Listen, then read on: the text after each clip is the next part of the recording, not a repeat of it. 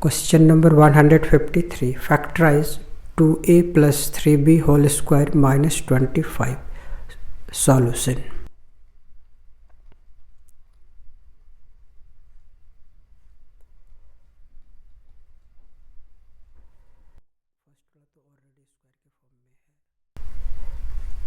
ये 25 5 का स्क्वायर होता है और फिर हम यहाँ पे यूज करेंगे इस आइडेंटिटी को. We know that x square minus y square equal to x plus y into x minus Y.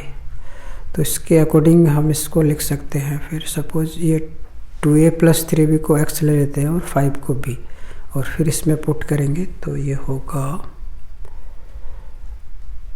2a plus 3b plus 5 into 2a plus 3b minus 5.